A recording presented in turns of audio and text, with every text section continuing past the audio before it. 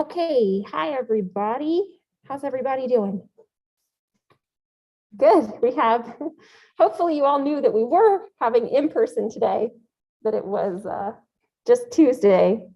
I thought you did, so we didn't send out another reminder. I'm gonna take the first few minutes of class to go over project information, because I know you're probably all starting to feel like it's that time where you've got to figure things out, starting to get more questions about that. So first we're just going to go through a couple of things. Okay, so let me get this out of the way. There we go. Okay, so for your project, right, it's time to start thinking about your project. And the main thing that you need to know now is your team and your topic or title, okay? So team, as you know, should be 2 to 3 people. I think most of you have a team, so that's good. Yeah. Is the team required or can you do it alone? The team is required. Yeah, so unless you get an exception, because of some compelling reason. However, we do strongly encourage for you to work in groups. So normally, we say, no, you need to work in a group. And that's for a couple of reasons. One is it's just a lot. If everybody does a different project, it's a whole lot to, mentor, right? Like a lot to kind of help with. And also it's a good experience to learn to work with other people, especially in this area of data science. It's very team-based. Okay, so generally we say, yes, a team is required if you have, some kind of really extenuating circumstance where I've really got to do this specific data and they won't let anybody else look at it. You can come talk to us about it. Okay, what you also need is a data set that you can actually get, right? So you should be checking on, what can you actually get your hands on? So, a wonderful idea of like some real cool data is awesome, but you also have to make sure you can actually get your hands on it for your project. And if you're wondering, if you want some ideas, check out the resources tab on the course webpage. And there's a list of data sites there that might just give you some ideas. So where are some publicly available data that I could potentially pull from? Okay, so here's kind of like the most important information in one slide about what you should be planning for coming up. Got a little question.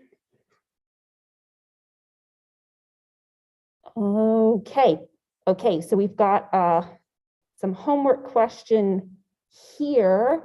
So I probably am not going to have time to address that right now because I already have to take a bit of time to go over the projects and the material, but I will stay a couple minutes after class to try to answer any pressing questions. Okay, so team and title. Okay, we're going to ask that you announce your team and title by Friday, March 11th. So that's a week from tomorrow. There will be a Google form. We'll do an announcement about this, but there will be a Google form. If you go to the course web page and you click on the project tab, there'll be a little link to a Google form, and it'll just ask you what your title is and who your group members are and a little bit about your programming experience. So we'll ask you to do that by March 11th. And then the proposal will be submitted Friday, March 18. And then we're going to do an in-class peer feedback day. That will be March 29th. So you really need to be in class on that day, March 29th, because the whole point of that day will be for the groups to get paired up and to do peer feedback. And then you'll be getting some written feedback back from the staff by March 29th. After we get your proposals, we'll get back with you with any, like concerns or just a thumbs up or anything along those lines. And then you'll submit your project milestone by April 5th. And then after you submit your milestone, you will be assigned one of the TAs as a mentor for your project, and then they will set up individual appointments with each group sort of the week following your milestone submission, so you can go over that. And then the final project will be due on Friday, April 22nd. I wanted to call your attention to that date because it's a small change from what was originally posted on the website. As we were looking at the schedule in more details, we realized actually we need to move that due date up just a few days so that we have time to go through your projects before the last day of class. So Friday, April 22nd will be the due date for the final project, and sorry about the change. Okay, and then on April 26th, which is the last day of class, we'll have a little celebration. I guess we're going to do like a little best project competition and highlight the projects, some of the best projects in the class. And one thing to keep in mind is that the late policy does not apply for any project related stuff. So on the homeworks, we give you like 2 days, a 2-day late extension with a penalty, but still you can still turn in the homework up to 2 days after the submission date, due date. But with the project stuff, it all has to be there on time. And that's just because, you know, it's just a complicated, like the schedule is complicated. So we really need all of that information when it's due. Okay, let's see if there's another. The title is our project title or team title. The title of your project, you know, so like an analysis of working habits at the gym or whatever you're going to do. So you'll just, the form will ask for your title, you know, basically that, and you could change it a little afterwards, but it should basically get out what you want to do. Okay, any questions? There's a lot of info on this slide. So any questions about these logistics coming up?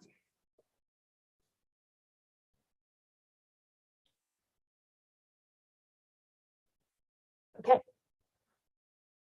Right, so we are definitely going to be transitioning into, you know, you spending much more of your time working on projects and homework. So that may be, I mean, I don't know, that may be fun. Question? Yeah, so like I kind of have an idea for focus on like the type of data, but I'm not really sure like how or what direction we want to go with the data. Like, how much are we feeding it? What are we trying to draw from it? Like, Yes. we know that. Let me fit, I have a few slides that I think may answer some of those questions. So let's go through those and then come back and see if that clears it up. Yeah. Okay. Okay, so project requirements. So this is just kind of giving you what are we expecting from the projects. You know, scope is agreed upon with the staff. You'll propose something and then you'll get feedback from us. And then basically we're looking for it to contain these like 5 different pieces. There should be some component of data acquisition, you know, scraping or using an API or, you know, acquiring multiple data sets from different sources, some kind of data acquisition procedure. And then data cleanup, getting the data ready to use. And then an exploratory visualization where you utilize a lot of what we've already talked about for visualizing the data and yeah, kind of bringing in those tools that we've talked about. And then you should try to do 2 different analysis methods. And I know this part may be a little fuzzy right now because a lot of these we haven't talked about yet, but we will be. And so for the analysis methods, you know, think regression, we talked about that already. So that would be one that you could do. Classification, we're going to start that today. Clustering is very natural for a lot of data applications. Dimension reduction, and then natural language processing. So those are some options. And then we would, you know, also expect you to evaluate alternative approaches for the methods that you're using. For example, if you are doing clustering on your data, you might try a few different algorithms that we talk about and compare how they work. Okay, and then also ethical considerations. So we do really want this as a part of your project, and we will be looking for it, just a little, I don't know, paragraph or some thought on the ethical considerations that go into your project. I'll talk a little bit more about that later. And I should also say, you can skip one of these. So it's actually okay, except for the ethics, you need to have that. But the ethics aside, you could skip one of those for other things if you make up for it in other areas, right? So if you start off with an already clean and ready to go data set, then we'll be expecting, more advanced analysis to make up for it. And the same way, if you actually do a whole lot of work acquiring and cleaning the data, then less would be expected for the analysis part. So you do have a little bit of flexibility to kind of focus on the parts that you're interested in, but it should contain most of those points. Okay, and then be ambitious, right? So think of something that you're interested in and that sounds fun, and then you can define your goals. Okay, so a little bit more on the ethics. So this can be a little tricky if you're, not used to thinking about how to evaluate data, data projects from this angle. But what are some of the things that you could be thinking about? Where in the process of your analysis were ethical decisions made, and what were they? So a few things you could think about were, stakeholder analysis. So who would be impacted by this analysis? Is it the person doing research, or is it maybe people that the data was about, or that the data was collected on?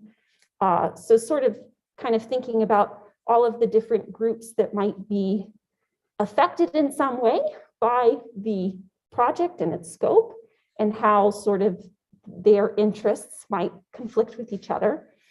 And then also thinking about, is the data you collected biased or unbiased? And so that's one that will come up a lot, because it's actually very uncommon to get a purely random sample of data. Data usually is biased in some way.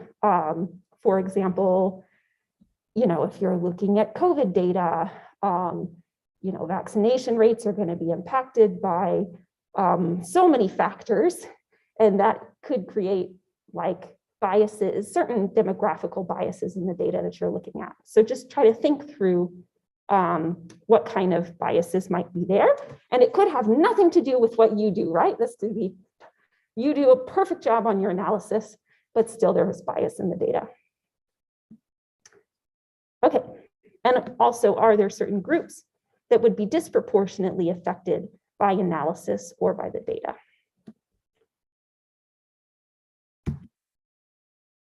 Okay, now a couple of tips for things not to do. First of all, it's best not to use a standard machine learning data set like from Kaggle or UCI Machine Learning Repository. There are, these sites where they have a bunch of kind of benchmarking data sets that have been collected and that are used to test out new machine learning methods. And those are great, but they're not exactly what we're looking for in this course. In this course, we're looking for a little bit more like original projects where you come up with your question and you're not just taking the same data set that everybody has run a ton of methods on, because you're not really going to be doing novel method development. You'll probably be doing more of a data application problem where you're investigating an interesting question and applying the tools that you've learned. Okay, so starting off with those data sets, it's probably not going to lead to the most interesting project for this class. And And then another tip would be, don't pick a data set where structured data is hard to extract. I know I said be ambitious, but also be realistic, right? So think about, can you really access the information that you need to know from this data, or is it just going to be too complicated? So a few examples. If it's text-only data, that could be, I'm not saying it's totally off the table, but just be warned, that may take advanced natural language processing. And if that's all the, if that's the only data that you're working with, that could be a little risky. Extracting data from collections of PDFs, also that can be difficult. And we also recommend that you don't run your own survey. That can be tempting, but it's actually really, really hard to run a good survey. It's hard to get enough data, and so we suggest that you don't try collecting your own data in the sense of sending out a survey. Okay, any questions on anything so far? No, okay. Okay, so when you submit your proposal, you do have a little bit of time for that, but just to give you a heads up of that will be like the first graded thing that you submit. What are we looking for? You should have the following sections, some, basic information like, who you are and your contact info and all that, and then some background and motivation for your project. It's always good to make it really clear in the beginning, what are your project objectives? What are your primary research questions? Make it very clear kind of what your goals are from the beginning. And then discuss the data that you plan to use, where you're going to get it, and ethical considerations that play in. And then, of course, you'll flesh things out in more detail as you get further along, but go ahead and, put down a few thoughts on how you're going to do the data processing and what type of exploratory analysis you intend to do, and also what kind of methodology you anticipate doing. And then a little timeline, a little schedule of, what you expect to do when to finish everything on time. So this should be, I don't know, if it's a PDF, maybe 3 to 4 pages. But it can also be a Jupyter notebook if you want to, because your final project will be in a Jupyter notebook. So if you want to go ahead and start the proposal in a Jupyter notebook, you can also do that. Okay, so that's the proposal. So for the milestone, it's kind of like a rough draft, but you don't have to have, all of the analysis finished for the milestone, but you need to have made, some substantial progress. So for the milestone, you should have acquired and cleaned your data. You should have done some exploratory data analysis already, and you should have a pretty good outline of what you're going to try for your analysis methods. They don't have to all be finished, but you should have it kind of sketched out. And then you'll submit a zip file with a Jupyter notebook and the data and other resources. There will be one submission per group. So we will, once we get the information of the teams, we'll create groups on Canvas, and then we'll just have one submission per group. Yeah. What exactly do we do in exploratory data analysis? Like, is it just describing like the shape of the data and like general summary statistics of it, or do we just randomly investigate things we might find like a little interesting that might give us insight on it? Yeah. Like how deep do we go in it? Great question. So it could be some summary statistics, just getting, we do that like that describe a lot just to get a sense of what do these values typically look like. Those visualizations that we do with all the different like scatter plots, the matrix of scatter plots, those are really interesting just for exploring correlations. So if you had a lot of variables, you might just, do a lot of different scatter plots and visualize what they look like. You might look at the correlations between the variables. You might plot the data in different ways. And there you could get a little creative with how you want to color it by certain variables, etc. So basically, it's like just describing and visualizing the data with graphs, with summaries, with correlations, but you're not actually like running any methods in terms of computing a p-value or doing an actual regression model or doing an actual model to predict or classify something. Yeah. But the exploratory data analysis, can lead into that, tie into it? It will, for Okay. sure. Yeah. So, I mean, it'll all kind of be tied together. That may sort of help motivate some of what you do more formally in the data analysis, because you may discover some interesting patterns that you want to then investigate further. That was my other question is what if you need to explore the data to come up with your questions? Do you go back and change your questions after the fact? Or do you just say, hey, I thought this would be interesting, or I didn't suspect this, and so I added this question on? Yeah, great question. So I think, and both to a certain extent. For your proposal, you already need to have some idea of what questions you want to ask. And you may not have had a whole lot of time to do a whole lot of exploratory analysis, but I probably will say the earlier you can kind of start doing that exploratory analysis can be really helpful to help inform your questions. So I do encourage you, to do that early, but it's okay if you need to revise some of your questions. That's fine. Just come up with a reasonable plan and get started, and then you can adjust as needed. Okay. All right, and then for the final submission, everything will be in one Jupyter notebook. Again, you'll do a zip file submission with any supporting files in there. And make sure that you include interpretation.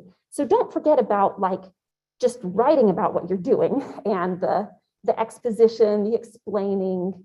So yes, of course, it will have a good bit of code, but it should also have a good bit of explanation and be real intuitive to kind of read and go through.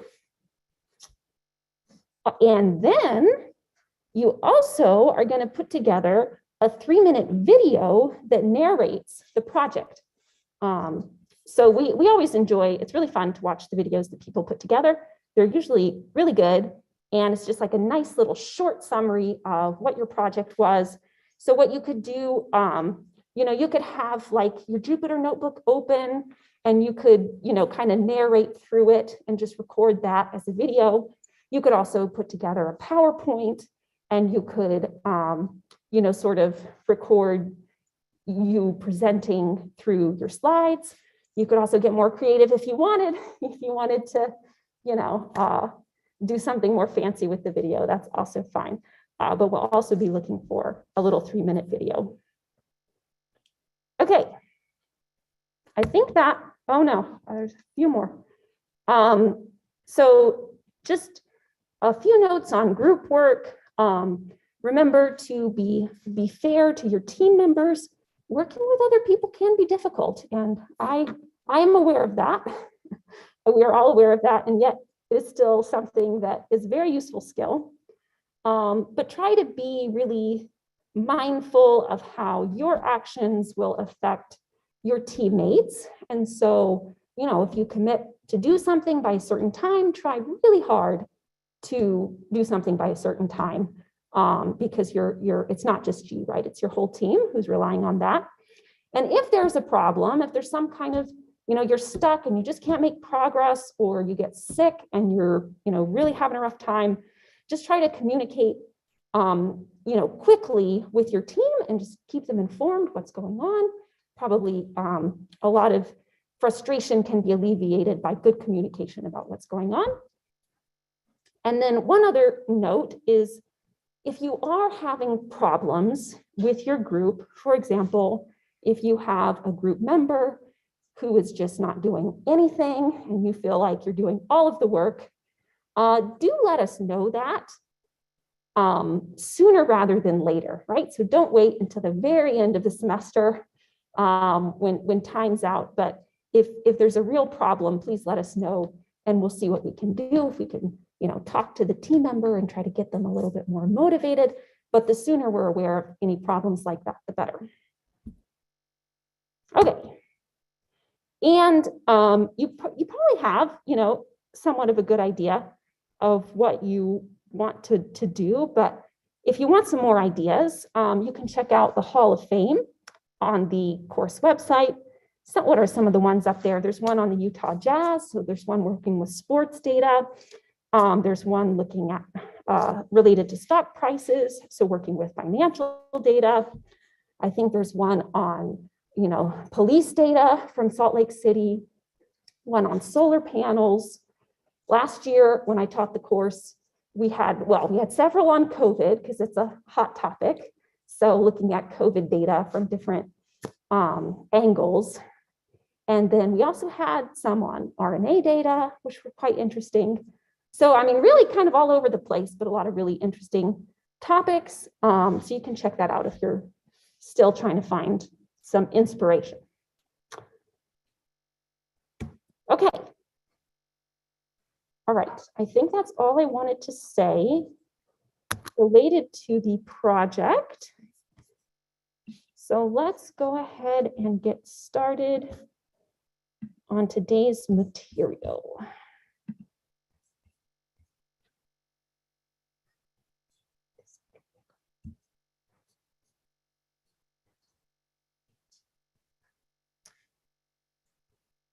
Oh, one last thing related to the project. If you don't have a group, like by tomorrow, let us know and we will just put you with somebody. Okay, so hopefully you've all figured out a group, but if tomorrow has come and you don't have one, you really need to, there's a Piazza post or page where you can, for people who don't have a group yet, but if you still don't have a group, get in on that. And I don't know, we'll just randomly assign people based on who's left. And you may not want to do that because you might not get to work on the topic that you want, but as a last resort, let us know and we'll figure something out. Okay. Okay, so today we're going to start classification.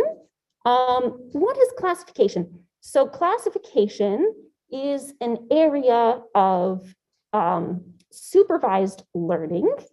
And in this lecture, we'll discuss a couple of different forms of classification. We'll look at the KNN classifier. And if we have time, I know the project discussion took up a bit of time, but if we have time, hopefully we will also start talking about decision trees, which is another classifier, and then some just general overview of philosophy of classification and also generalizability and cross-validation. Okay, so just our normal imports, which are getting quite long. One of the main new things we'll be using in today's lecture is this K-neighbors classifier from the scikit-learn library. Okay, so so we've talked about regression already, and in regression, what kind of variable are we trying to predict? I know you can read the slide, but pretend you don't see it. Well, that's true, but what kind of yes, it's dependent variable, but what kind is it? What did we talk about? Two main kinds of variables. What are the two main kinds of variables? Yeah, that's right. So regression deals with prediction of quantitative variables, right? We have some real number that we're measuring and trying to predict. Classification is dealing with prediction of categorical variables. So we're trying to predict a category. For example, we might have a data set of images and we want to predict dogs, cats, rabbits, something along those lines. So we're still making a prediction, but we're predicting a category. Okay, so let's assume that we start with in samples. And so we have x1, y1, all the way through xn, yn. And xi will be the attributes or the features for the ith person or data point, whatever is being measured. And then yi will be the dependent variable, but in this case, it will be a categorical variable that we are trying to predict. So again, we want to predict the y's from the x's, but now the y's are categories. Okay. So one example would be predicting, well, I talked about the images, but also predicting if a student will be admitted to a graduate program based on their undergraduate performance, their GPA, GRE, prestige of their undergraduate institution, etc. Okay, so whether you get into a certain graduate program, that's going to be yes, no. So that's going to be that's going to be a categorical variable. Okay, and then another example would be the post office uses classification of handwritten zip codes to automatically sort the mail. So I guess they have like some kind of little scanners that, read the handwritten addresses. And so they take the little pictures of the handwritten numbers, and then they have an algorithm that can actually like say, okay, that's an 8, that's a 7, that's a 1. So in that case, you have these images of pixels, which are the data points, and you're predicting a category, which is what digit it is. Okay, so we'll be looking at a couple of different classification methods in this class. We'll focus on KNN today. If we have time, we'll talk a little bit about decision trees. And then after spring break, we will talk about support vector machines. Hopefully, we'll have a little time for logistic regression. So hopefully, and then we'll also talk about neural networks and deep learning. Now, neural networks are actually a very flexible tool. Those can also be used for regression, so for predicting a quantitative variable, or a categorical variable. You can use those for either, but the rest of these tools are specific to predicting categorical things. Okay. All right, so KNN. So what's the idea? The idea of a KNN classifier is you have some data set of points that has labels. And then you have a new data point coming in that you want to classify.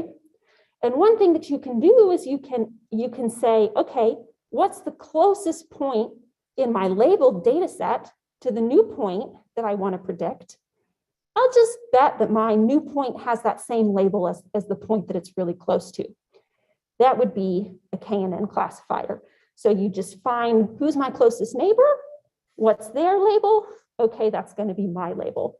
But you can also make it based off of not just your nearest neighbor, but maybe your 20 nearest neighbors. Maybe you take your 20 nearest neighbors and you ask all of your 20 nearest neighbors what label they have, and you go with like the majority as your label.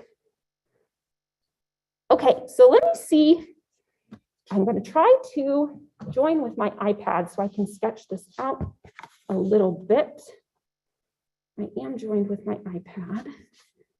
Let me see here.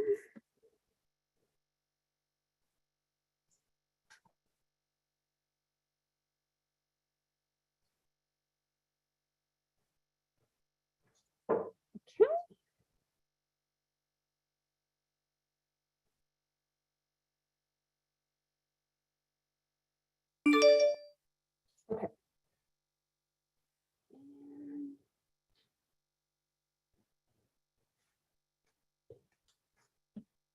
Okay, so what's the idea here? So let's say I've got some blue points. And then let's say I've got some red points. And, these are maybe roughly separable. They seem pretty separable. But now let's say I have a new data point coming in. Let's say I have a point coming in here. Okay, so what do? I say, all right, I don't know what I am. I don't know if I'm blue or red. I need to make a prediction. So what point is closest in the data set? I'm closest to this guy. And since that guy's blue, I'll call myself blue, right? On the other hand, so this would be if you were doing a K of 1. On the other hand, right, if you have a point comes in like here, ooh, that's kind of borderline because you're close both to the red and the blue, but in this case, you're a little closer to the red, so you would call that a red point. Okay, but now you can actually increase, the K. Okay, so let me draw a little picture, and maybe let me draw something like a little more complicated that has a little more overlap.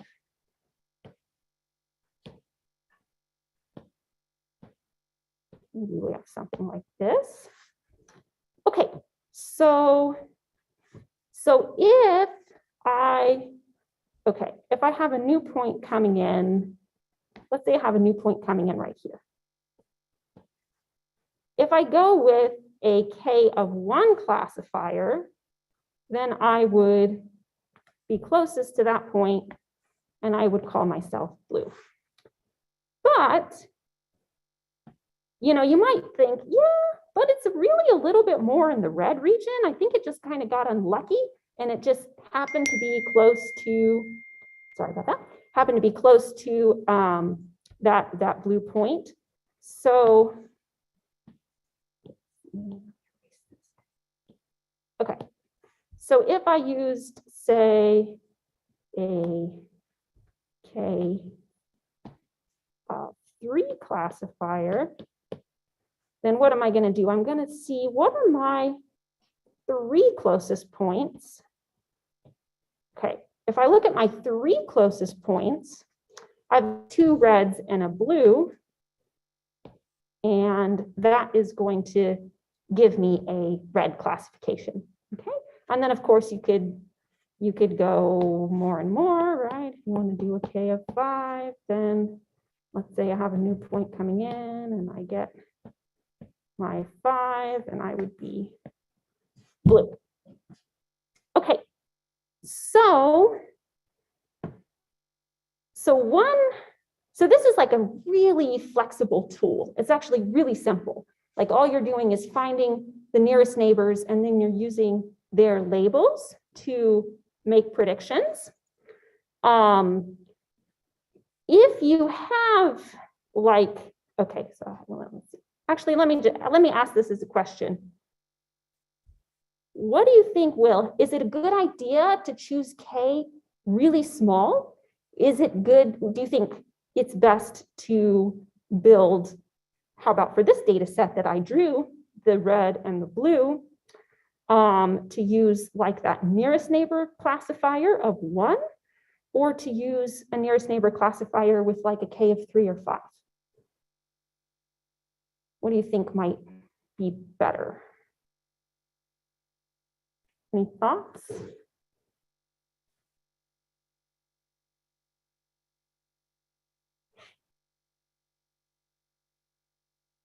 Yeah. I think it depends kind of on data, and I guess you'd have to just look at it and kind of see where it fits, but it'd probably be best to like test different ones and then let it tell you instead of you just guessing randomly. That is very true. And that is what we will do in a principled approach. So we'll discuss that at the end of lecture, which is basically the best way to choose the right K is through a process of cross-validation. But there are still some, general patterns about what happens, which is basically if you choose a really small K, it overfits to the data. And if you choose a really large K, it like kind of washes out your structure and comes up with a really simple model. And again, it's like, well, how do you balance those things? And so cross-validation is a great tool for that. Okay, so I think that's all I wanted to do. So let me stop this share.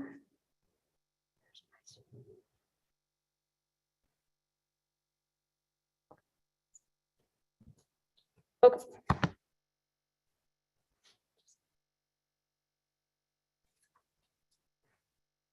Okay.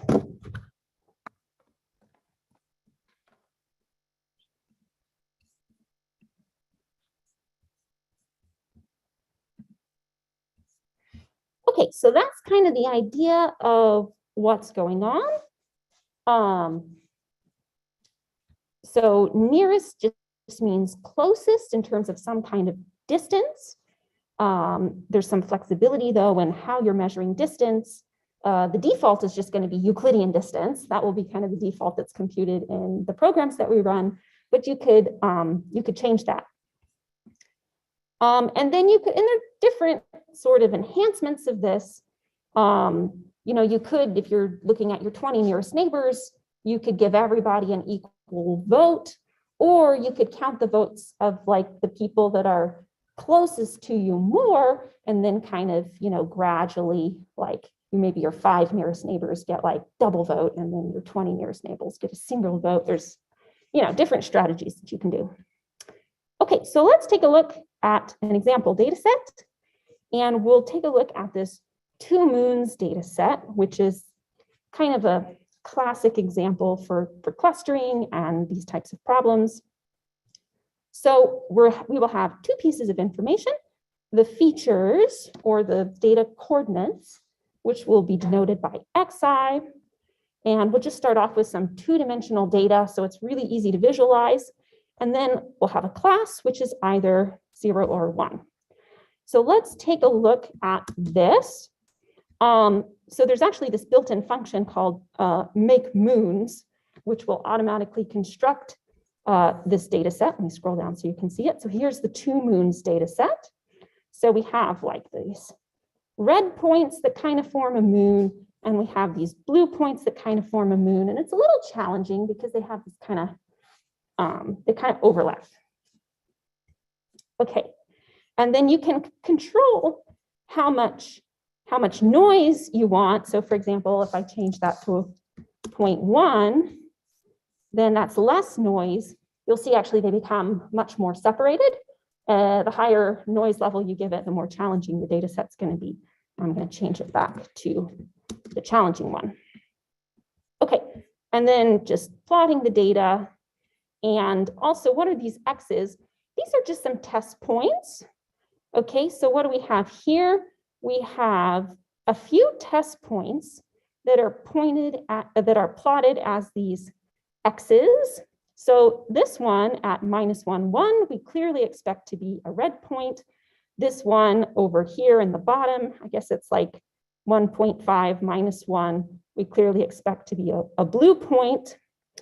And then this one here at 0, 0, I would say we would expect it to be a blue point, but it's getting a little closer to the transition region, so it's less clear. This one at 0, 1/2 is really hard to call. I mean, that's like really right at the overlap, so that's quite difficult to say. And then this one up here is kind of interesting. This is at 1/2, 0.75. And this is like mainly in the red region, but it's kind of close to these 2 blue points as well. So a classifier might have trouble with it. Okay, so let's build some KNN classifiers and test out how they work on this moons data set. And we'll use scikit-learn, which is a very popular Python machine learning library for classification tasks. So you might want to just check out the website if you haven't already, and get a feel for what some of the different tools are that are available here. Okay, and what we're going to be using today is the K-neighbors classifier, or KNN classifier. So first of all, we specify the model. So we're going to specify that our model is the KNN classifier, and we have to say how many neighbors we're using, because that completely determines the model. So here we're going to build our classifier based on a K of 100. And then we'll fit it, and then we'll make predictions on those test points. And what you can see happening is, well, the ones that sort of were easy, it has no trouble with. So for this first point, expected 1, predicted 1. For the second point, expected 0, predicted 0. For the borderline points, it's actually still making, even though those were kind of tricky, it's still making a prediction that's pretty much in line with what you would probably decide if you just eyeballed it. So that's good. It seems to actually be working pretty well, even though that's a very large K, right? This was, 500 points, and we used a K of 100, which seems pretty large, but it seems to be working fairly well. Okay, but we can see what happens with different values of K. So for example, okay, let's go like the other extreme, and let's say, oh wait, sorry, I don't need to go all the way up there.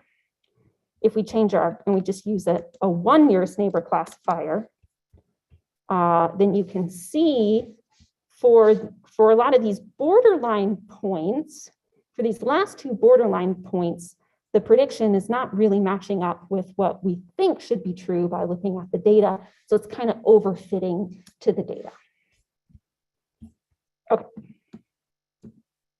Now if we do 20, anyway, you can play around with it. You'll see different behavior for different Ks. Okay, so one thing to keep in mind is that when you specify a KNN model, it's basically making a prediction for any point that comes into the data. So it's coming up with a decision boundary. It's basically drawing a decision boundary line or lines and saying, if you fall in this region, you're red. If you fall in this region, you're blue. And here's a way, it's often helpful to visualize those decision boundaries to get a sense of what the classifier is doing. So let's take a look at that. So this is, again, for the K of 100. And here's the plot. So if you use a K of 100, it basically constructs this decision boundary, which is, okay, it's not exactly an S, but it curves. And actually fits the data pretty nicely. It really kind of does a nice job of kind of separating the moons. But it's like hugging the shape, but it's not overly complicated. Okay, now let's see what happens if we choose like 2. Ooh, right? So if we chose a really small K, what do you see happening? Yeah, overfitting. That's exactly overfitting. It's coming up with a very complicated decision boundary, which fits the training data very well, right? But it's basically overfitting to the training data. So the smaller, as you make K really small, you're going to see a really complicated decision boundary. And if we, now let's make K really large. Okay, so we had 100, which seemed to work pretty nicely, but let's say we increase that up to 300. Let's see what that looks like. Oops, I've passed it. Okay, so when you increase it that large, what happens? It's like underfitting, exactly. It basically just looks like a line, right? Separating, and it's not really a linear, the data is not linear, so that's not working out so well. So as we take the K really large, we get this overly simple decision boundary that is now not complicated enough. Okay. So let me change it back to 100 in case I need it later. I don't want it to be all messed up. Okay, so as we saw, the larger the K, the smoother and the simpler the decision boundary becomes. So, okay, how do we pick a good K? We already sort of hinted at this. Actually, before I start that, maybe we should do our breaks, if that's kind of a natural breaking point. Would you guys like 5 minutes? No? We only have 25 minutes left of class anyway. This is more interesting. Okay, I'm susceptible to suggestions. So who wants to power through and who wants a 5-minute break? We have one vote for power through.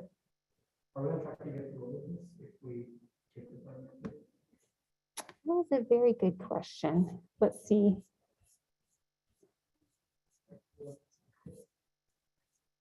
Why don't we keep going? Okay. And then maybe we'll finish 5 minutes early. Yeah. Okay. Okay, so how do we choose the best K? Let's see, I had one vote in the chat. Oh no, okay, someone wants a break. I tell you what we'll do. Let's take a 3-minute break. We'll compromise. 3-minute break, come back at 4:37.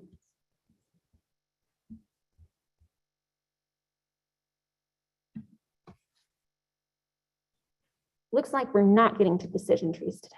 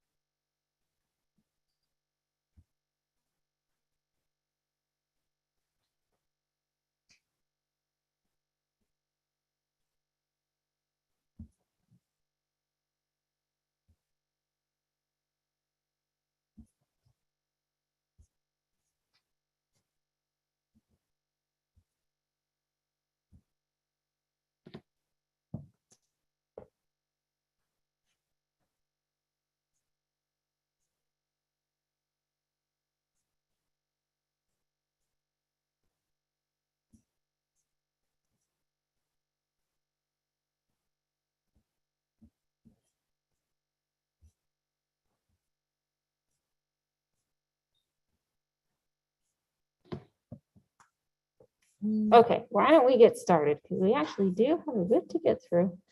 Okay, so let's keep going. So how do we evaluate how well a certain K is doing in the model? We have a sense of this. For linear regression, we had some things that we looked at. We looked at the R² value, and we also looked at the p-values that we got from those hypothesis tests. So those were our main tools for evaluating the model. But now we need something different.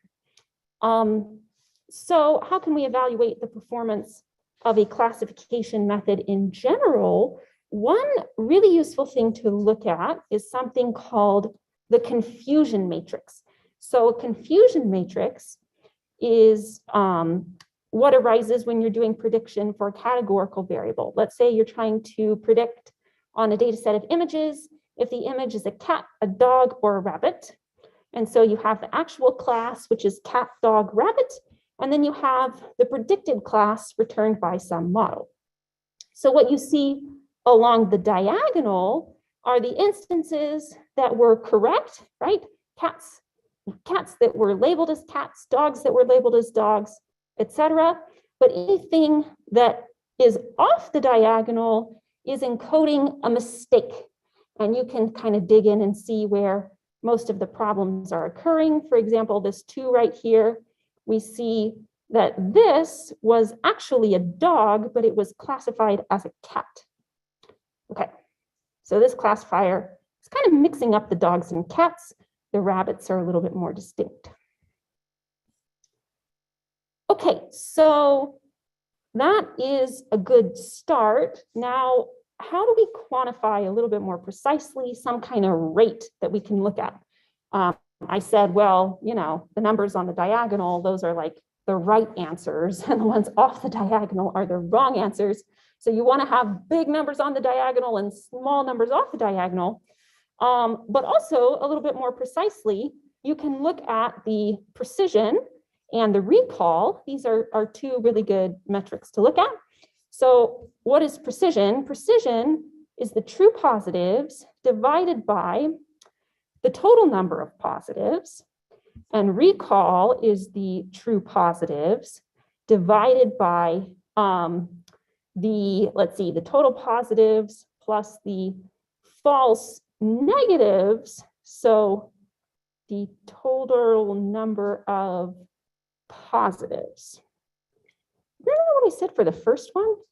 Sorry, this first one, true positives plus false positives, would be the total number that were classified as positive. Sorry, total number that were classified as positive for precision, total number that actually were positive for recall. So they're kind of measuring different things. How should you think about these things? Well, if you have a really high, well, you want them to be large, first of all, right? You want them to be as close to 1 as possible. If you have a really high false positive rate, then your precision will be low. And if you have a really high false negative rate, then your recall will be low. But as you might expect, sometimes it's hard to have a really low false positive rate and a really low false negative rate. Usually these things are somewhat inversely related. So if you change your classifier to make your precision better, you may make your recall worse.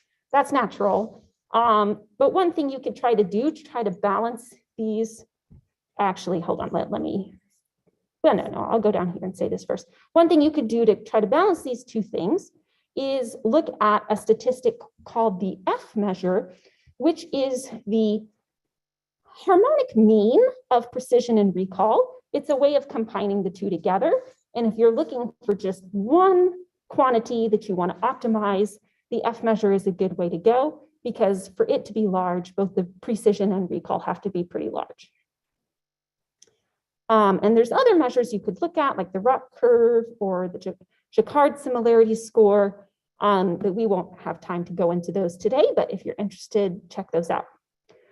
And just one thing to mention is that sometimes, depending on what your application is, you might be more concerned about your false positive rate, or you might be more concerned about your false negative rate.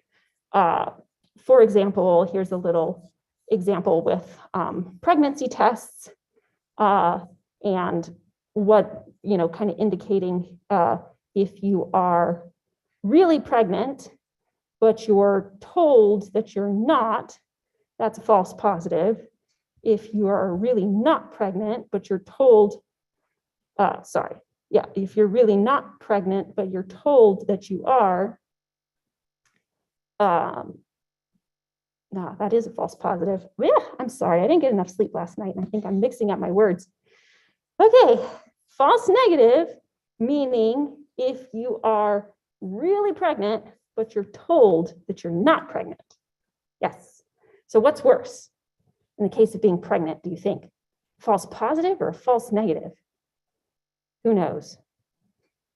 They're both bad. Okay. So that's one thing that you can think about, but this is in general a good way to balance the 2. Okay, so scikit-learn can actually compute all of these metrics for us. So we can compute our predictions. After we make our model, we can then just do model.predictions predict to get what the predictions are made by the model. And then we can look at a confusion matrix made with the true Y and the predicted Y. And then we can also look at the metrics.precision score, metrics.recall score, and all of that good stuff, okay? So here we see the confusion matrix and the precision and the recall. For this model, it's looking pretty good. Diagonal entries are pretty large. Precision and recall are both large. F-score is large. So that looks like a good model by those measures. Okay, so let's take a look at another data. Yeah. Like, what is kind of the general cutoff between good and bad, or like needs improvement? Oh, so the highest you can get is 1. So you can kind of think of these as kind of like our squared values. I mean, they're a little different, but they are measuring percentages, just like the R squared is. And so if you have a 1, that's really good. If you have, 0.5, that's not so good, especially for like binary classification.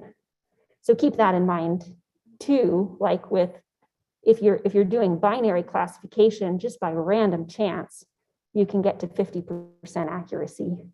So in that sense, that you'll have a different kind of baseline of accuracy for binary categorical prediction than you do for regression, where you're not going to get to a baseline of 0.5 in regression.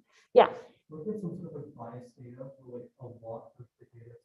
Like, medical data, sometimes a lot of it would be like negative, and even something that's like totally classified, it's called, can get super accurate. Like, how do you know whether you're So are you talking about the case where you might have really unbalanced data, where like 99% of your patients don't have cancer, but 1% do? And of course, it's really important that you, so that is a really important thing to think about, because if you're just going off of accuracy, right, then you could just say nobody has cancer, and you would be accurate 99% of the time. But so for an application like that, you would really want to emphasize sorry, now I'm getting these mixed up, but one of these and not the other one, right? You want to make sure that when you look at the true positives out of the, you're going to want to know more how accurate you are on the people who do have cancer. Okay. Yeah, does that make sense? So difference in the cases. Yeah. And but you bring up a really good point that if you have imbalanced classes, that can really impact, what the model does or what the classifier does. So that is a good thing to think about. So, think about how that might affect things. And then in that application like that, you might really not want to look at the F measure. Maybe that's not the right thing to look at. Okay, great questions. So the IRIS data set. So let's look at an actual real data set. This is a famous data set, which was introduced in the 30s by a famous statistician, Sir Ronald Fisher. And it consists of 50 data points. Each of them is an iris flower, but there's 3 different species of iris in the data. And so the species of iris is the label, and then the features are the sepal length, sepal width, petal length, and petal width. So these 4 different features for each flower, and the flowers come in these 3 different categories. So of course, we would want to know, well, just given the features, can we predict what species each flower is? Okay, so let's see. This is such a famous data set that it's built in to a lot of Python libraries. So for example, it's already in Seaborn. So here I'm just importing it, and then I can take a look at some summary statistics for these 4 different features in the data set. And then I can take a look at the plot here. Okay, and so the blues are the Setosa species, and then the orange is versicolor and green is virginica. So what do you notice looking at these pairwise plots where we're plotting different pairs of features here? Yeah, exactly. So the Setosa is pretty well separated in all of these plots, but the green and the orange have a lot of overlap in a lot of them. So we sort of expect that we're probably going to be fine on the blue class, but the green and the orange class may be difficult to distinguish. Okay, so this data set is actually also available in scikit-learn, so you can also load it that way. Several options for this. So you have that there as a reference. And so let's take a look. If we just look at the first 2 features. Now this data set has 4 features, so it's really 4-dimensional. But if first of all, as we're learning, let's just look at the first 2 dimensions. So this is feature 1 and feature 2. And let's try doing a KNN classifier here. Again, we see blue is well separated, but green and orange are kind of mixed up. Okay, so let's try doing a KNN classifier with a K of 20, and then we'll do a little plot of the prediction boundaries.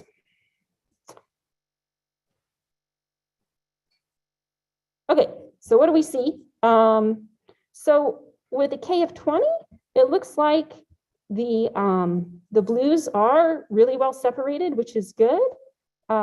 We do see a little bit of a complicated boundary around here, but it's hard to do well there because there's so much overlap, right? So we could try increasing that. Let's see, maybe that's better, right? But it's still kind of a difficult problem. So if we look at the prediction metrics, here's our confusion matrix. And as you would expect, the blue is like completely well separated, no mistakes, but then the orange and the green are really getting mixed up. We can actually do a lot better though, if we use all 4 of the features and not just the first 2, because there was a lot of overlap in the first 2 features. You'll see some better separation in some of the other features. So if we include all of those features, we can't plot it, but we can still build a model, a KNN model with a K of 20. And actually we do really, really well. So using the full set of features, we get, this is our confusion matrix, and it looks like it's only misclassifying 3 points, but it's really doing a good job separating all of the classes. Okay, so just to emphasize a couple of things, to iterate a couple of things about K, the larger the K, the smoother the decision boundary is going to be. The model will not be very complex. It can be described by a few lines. The benefit here is that we'll have low variance. So if you change the data a little bit, your results are not going to change much, and it will generalize well to new data points. On the other hand, if you have a small k, the decision boundary is going to be very wiggly and the model is going to be very complex. It can't be easily described, and it will have high variance in the sense that if you change the data slightly, the model would change a lot. And this kind of model is really overfitting the data and is not going to generalize well. Okay, so in the last few minutes of class, let's get to this really pretty important question of how do we choose K? And the best procedure for doing this is generally via cross-validation. So we talked about cross-validation a little bit already. So we have a data set. We're going to split it into two parts, the training data set and the testing data set. We're going to construct the model on the training data set. Then we're going to apply it to the test data set and evaluate its performance on the testing data set. And in general, the model we want to pick is the model with the best performance on the test data set, right? The performance on the training data set will always get better and better as you make the model more complicated, but you want to look at what happens on the test data set. Okay, so that's what I just said, split the data into groups, train the model, check the accuracy on test. Okay, so you do have to decide how to split the data into groups, like how, what bigger portion you should use for training and testing. That's, something that you can think about and play with. We're not going to go into that right now. Let's just take a look at the general procedure. Okay, so for the MOONS data set with, actually here, this is pretty high noise level. This is noise level 0.5, which is even more than what we started with, and 100 points from this. Let's see what happens if we look at the KNN classifier at all of these different values of K, 1, 2, 5, 10, 50, and 100. So what do we see happening? Okay, as we expect with a K1, 100% accuracy on the training data. As we increase K, the accuracy on the training data decreases as you would expect. What happens on the test data? That's what we're really interested in. Starts off at 0.7, then it increases a little bit, then it has a nice little bump here at 5, another bump at 10 and 50, then it starts going down. So out of the values we tried, it looks like a K of 50 had the best performance. K of 10 was also very, very similar. So it looks like somewhere between 10 and 50 is working well. Okay, and so here you can kind of visualize what's happening here. If you have a small K, you're getting a really simple model, and you're not going to do very well on the test data because the model's too simple. If you have a really small K, you'll get really high accuracy on the training data, but not good accuracy on the test data because you've overfit. And so you're going for this sweet spot here in the middle, where your model is sufficiently complex to capture the structure in the data, but not too complex that it doesn't generalize well. Okay, so here's kind of a little picture. As you increase complexity, the error on the training data, that's always going to go down, but the error on the test data is generally going to go down and then go up again, and you're looking for that sweet spot where it's low, where the error is low, or where the accuracy is high, however you're thinking about it. Okay. Any questions actually on that? Because that's an important concept. Go back to the picture here.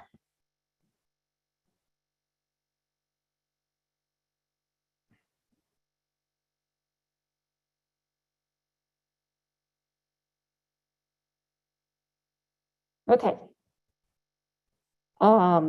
So we can actually visualize this on the MOONS data set if we want to make those same plots.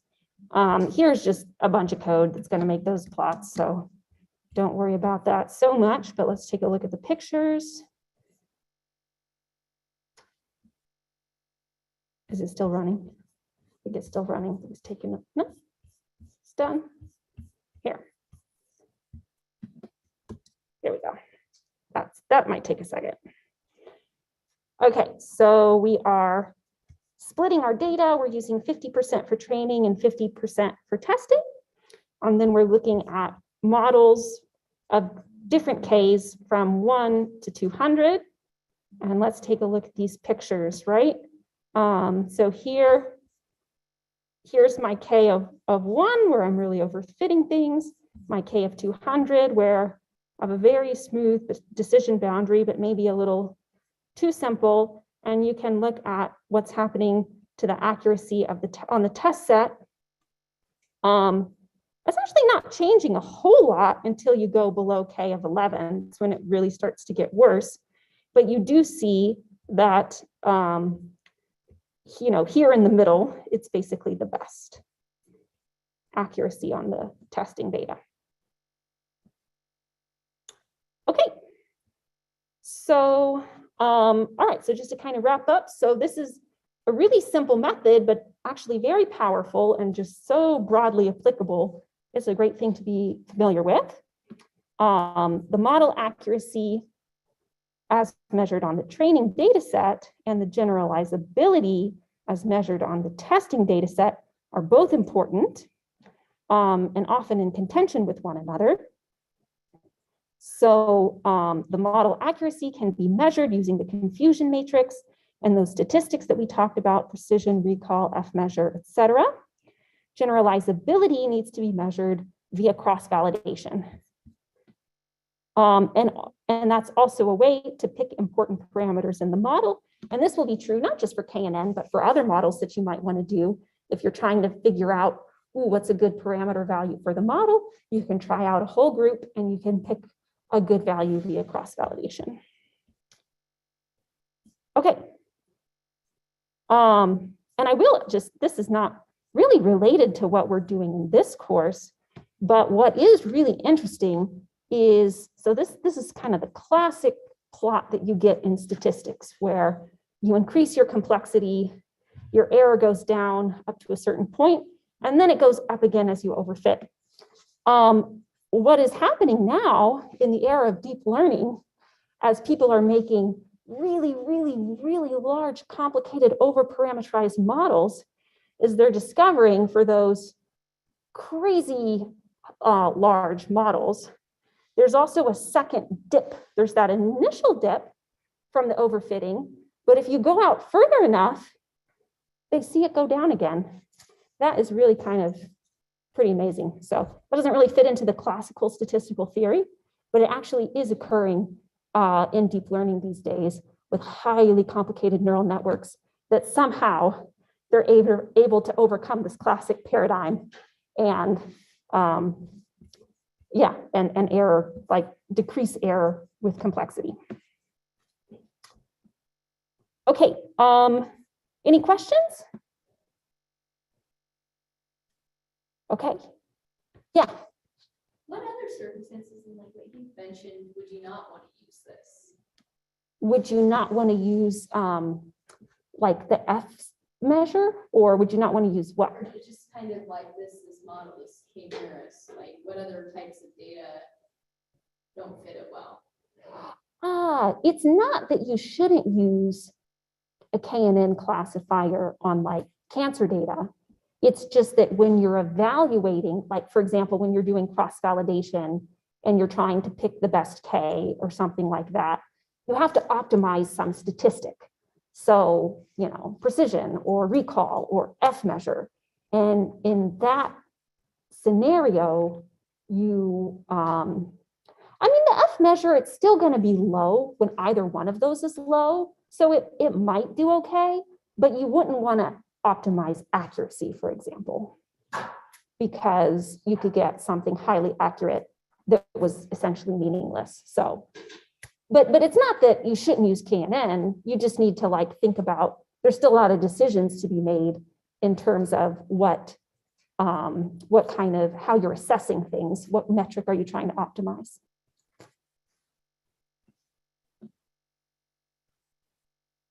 Okay, well, have a lovely spring break. Well earned, right? Everybody ready for, I don't know, what are you doing? Going to Florida? No?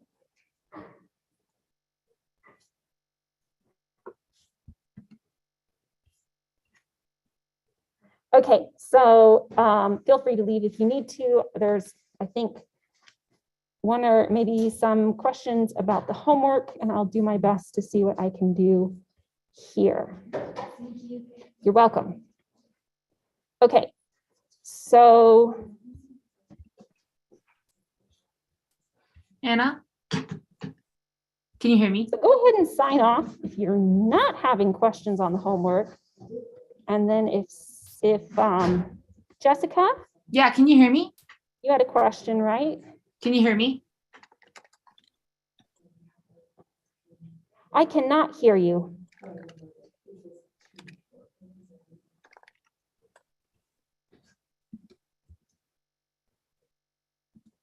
Can you hear me now? I think Jessica's having a little, she's trying to get her audio working, I'm thinking.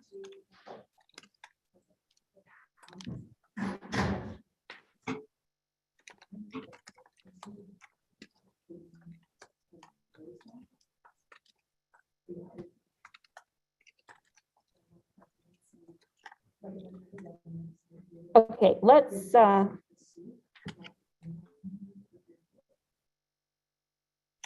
I mute my computer? Let me check. Hold on.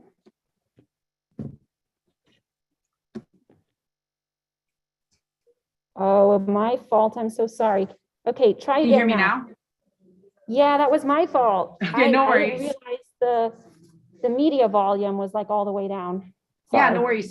So the homework question where we are supposed to read the HTML file through the beautiful soup. I just don't really understand the instructions.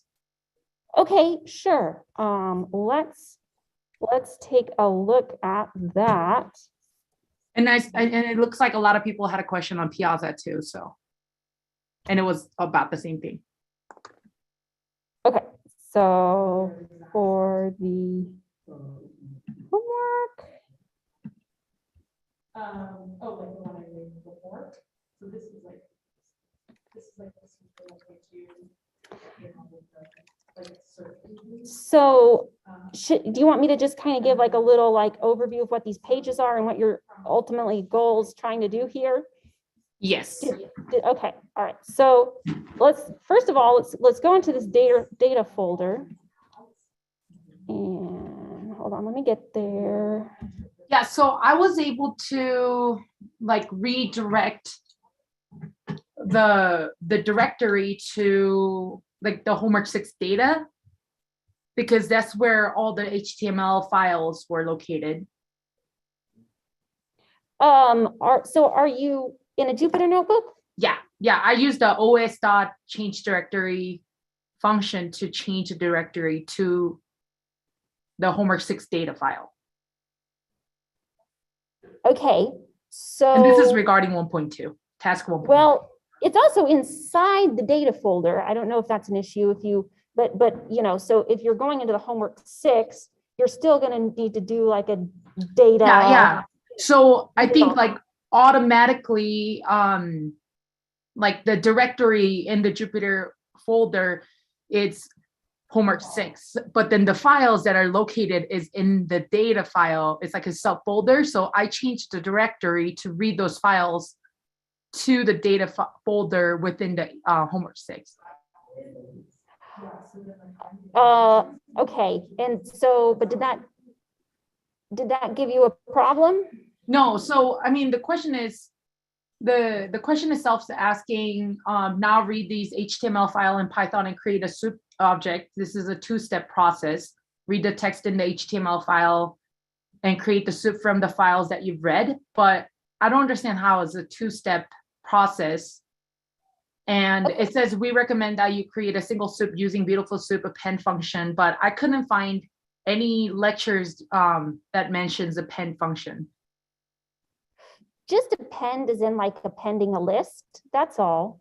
So I think that has been in some of the lectures, but that's just kind of an easy way if you're like iterating over something and you want to just store the output in a list, you can initialize an empty list and then you can just append to that empty list as you do your loop.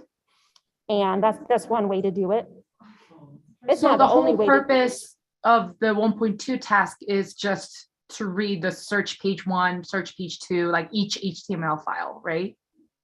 Yeah, so what you're gonna do, so if you look at these, right, each of these, search page 1, search page 2, search page 3, contains you know, one of these search pages, and there's like a list of websites on each of these pages.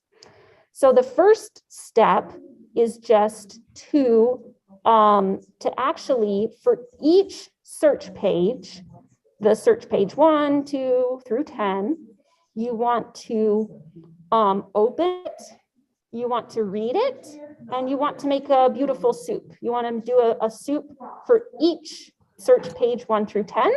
And then I would put all those things together in a list. So you'll have a list of length 10, and each element will be a beautiful soup object corresponding to a soup for each page. Does that make sense? Yes, but could I just use beautiful soup open and set that as a variable and open each file per variable? What do you mean by open each file per variable? So like I set a variable equal to, and then beautiful soup open, and then like I open the HTML file. So I'll do like search page 1 equals to beautiful soup open search page 1 HTML parser. Uh-huh. And that will let me open. So when I type search page 1, it will generate the soup of the search page 1 only. And can I just repeat that for until search page 10? You know, I think I'm a little unsure exactly without looking at your code. I'm a little unsure exactly what the question, you know, what you're asking. So maybe I guess I'm not sure. Can I share my But- code with you? What's that? Can I share my screen? You can. I will say I'm going to have to go in like 2 minutes because I do have to pick up my kids. So Yeah, no worries. Let me just quickly. yeah, Sure. but the basic idea is once you have a list of those 10 soups, then you're going to go look inside each one and you're going to pull out all of the website names that are on the pages. And then you're going to make another list. And that's going to be, I don't know, more like 100 elements that has all of the website names, right? That you see here, like this guy, this guy, this guy, you're going to pull them all out. Right. And then once you have that list of websites, then for each URL in that list, you will once again, you know, go in, open it, read it, make the beautiful soup, and then pull out the features from it. So can I do this? Yeah. Okay, so this fulfills what you're asking, right? It doesn't have to be two-step process.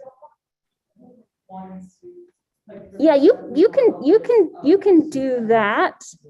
Let's see, do you not need to read it? Because if I were to, sorry, let me run this real quick. Yeah.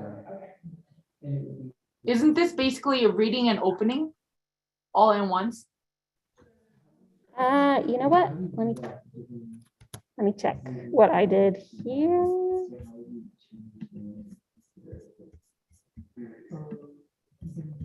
I go to,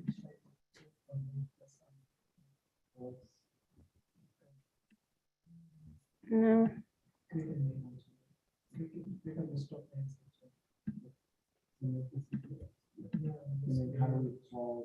Yeah, so it will pull up like this. If I were to do like search page 1. So when you do that,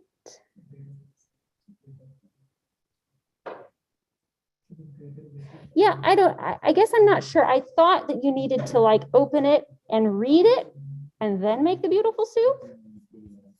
That was my understanding, but you can maybe double check that it is working as you expect. Okay, yeah, I still don't understand the question. So, I mean, you're busy. I'll just join like a TA session or something. So the question of what 1.2 is asking, Yeah,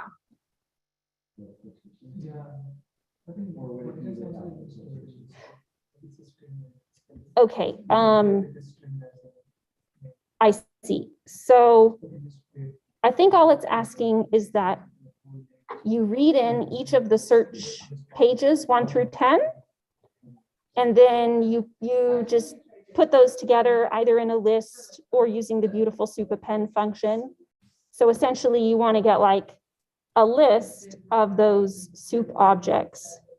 And then you'll use that in the next part when you'll go through and extract all of the website names. Okay, So, and yeah, I'm sorry I don't have more time, but No worries. definitely there's office hours. Well, I know there's 2 office hours tomorrow. So maybe try to make those if that works. okay, sounds good. Okay,